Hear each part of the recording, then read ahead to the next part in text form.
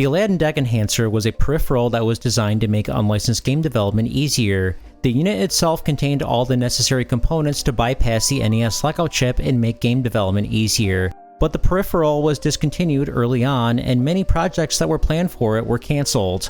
One game in particular would be released 25 years later. Let's take a look.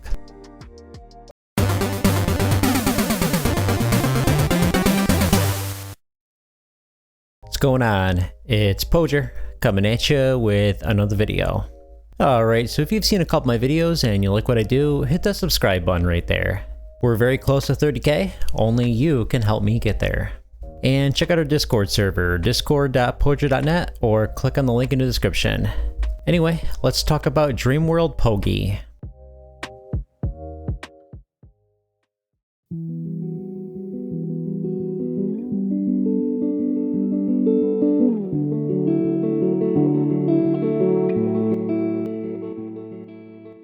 In the early 80s, two brothers, Philip and Andrew Oliver, were exposed to video games at the age of 12 thanks to a home Pong console that they owned. Shortly after, their older brother bought a ZX81 computer which introduced them to coding in BASIC. Gaming magazines would often feature code that the reader could type into their own computers, and then the result would be a free game.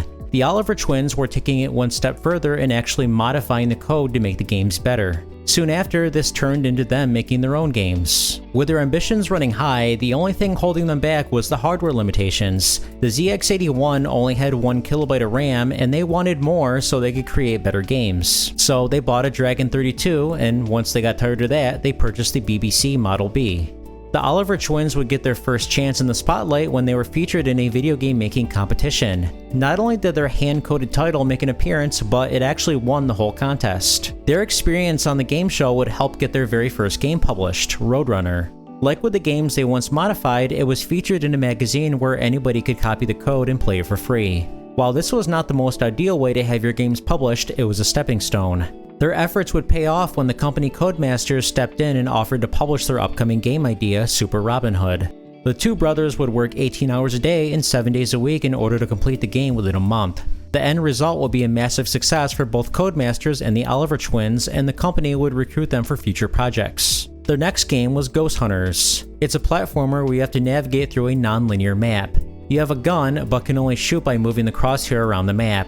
This can be awkward to get used to, but you're able to shoot enemies that would normally be out of your reach. You have a macho meter at the bottom that constantly depletes. Once it's out, you lose. The platforming is a little stiff, but considering this was also made in a month by 2 people, this is a decent game. The Oliver twins would then make one of their most well-known franchises, Dizzy. This is a series of adventure games where you maneuver through several screens and find where to go. There's items you can collect, and you must find out which each one does. Sometimes they even throw you a curveball on the first screen, like requiring you to use a treasure chest as a platform.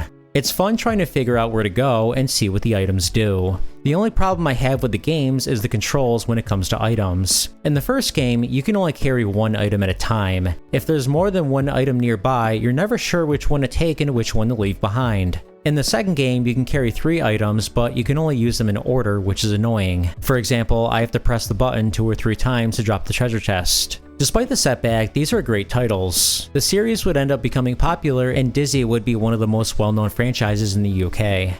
Up until this point, the Oliver twins were developing games on computers, but home consoles like the NES were on the rise. The founders of Codemasters, David and Richard Darling, wanted to focus on NES development, and they wanted to recruit the Oliver twins to do the same. In the US, the publisher of Codemasters games, Camerica, didn't agree with Nintendo's policies and would choose to go the unlicensed route.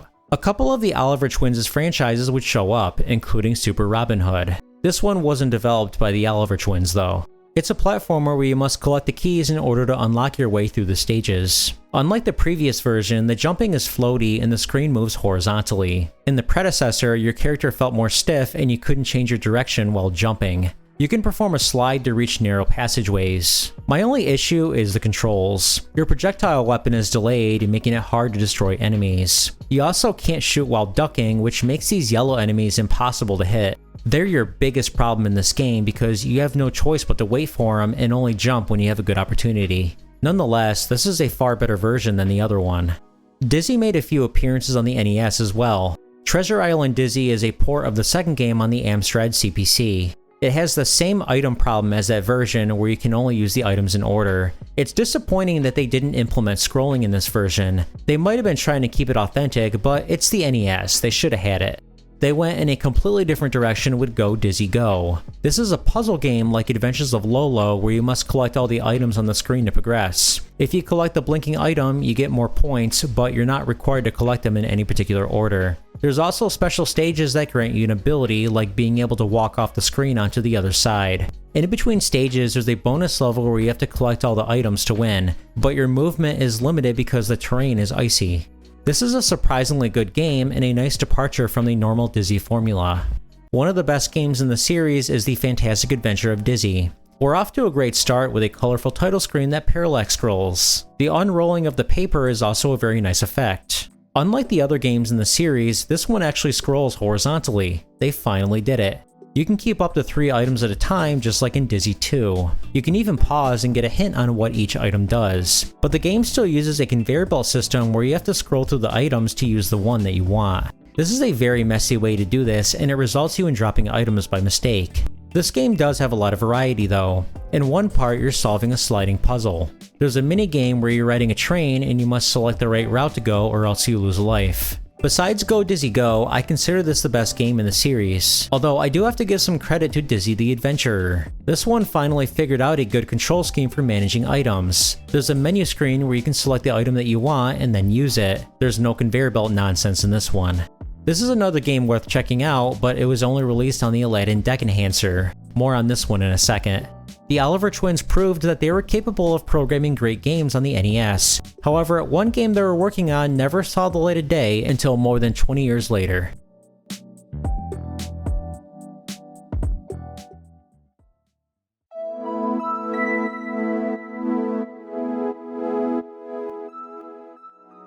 To make unlicensed games easier to produce, Codemasters and the publisher Camerica teamed up to release the Aladdin Deck Enhancer. This was a peripheral that went inside the NES. It already contained the necessary tools to bypass the lockout chip and other components that made game development easier, so companies could focus more on their games and not worry about the extra legwork. This add-on could have been a great idea if other unlicensed game companies were on board, but unfortunately it was released way too late, 1992. The NES was already on its way out. Codemasters was the only company to release games for it, and there were only 15 total. But there were plans for more. On this flyer, we see a list of games that were coming soon, including Dreamworld Pogie. This appears to be a colorful platformer, but unfortunately the game was never released. It didn't even get a standalone NES version, so for the time, it would be lost media. But this wouldn't be the case forever. In 2011, the Oliver twins released the source code on a fan site dedicated to the Dizzy series. Soon after, we had a playable ROM of the game. This was a near complete version of the game, but there were some bugs. In December of 2016, the Oliver twins launched a Kickstarter for a completed version of Dreamworld Pogie. In the promotional video, they would go up into their attic and show us some cool gadgets that they collected over the years. We see some original artwork for Pogie and of course, the game in action. It's really cool that the original developers returned to the scene to get their game published after 25 years. Let's check it out. It's a platformer where you walk to the right to beat the stage. You have no way to attack enemies in regular form, but you can collect the upgrade that gives you a speed boost and invulnerability. You die in one hit, but there's checkpoints you can obtain to keep your spot in the level. The stages are bright and colorful, and this could pass as an officially licensed NES game. The music is excellent. The original prototype only had one track, but the final version has multiple great songs.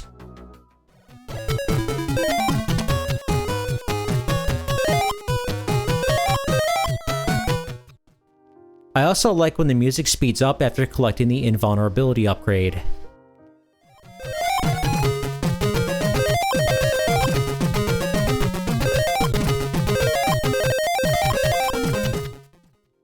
The controls are a mixed bag. In regular form, the jumping and physics feel fine, almost like a Mario game, but when you have the invulnerability upgrade, it's very hard to control Pogie. You can't change your direction mid-air while in this mode, so it's very easy to fall in the lava or a bottomless pit. I also find it strange that you have no way to attack enemies in regular mode. You have no choice but to avoid everything. The graphics are nice, but there's very little variety. The stages do have new backgrounds which look great, but every stage is a clear blue sky. It would be cool if there were more seasons or indoor levels within the game. Imagine a sunset background or a cave level or inside a house. All things considered though, this is a fun little platformer and a viable addition to the NES. It's a nice departure from Dizzy where you don't need to collect items and solve puzzles, you just platform through some fun levels. It's nice to see this finally get released after 25 years.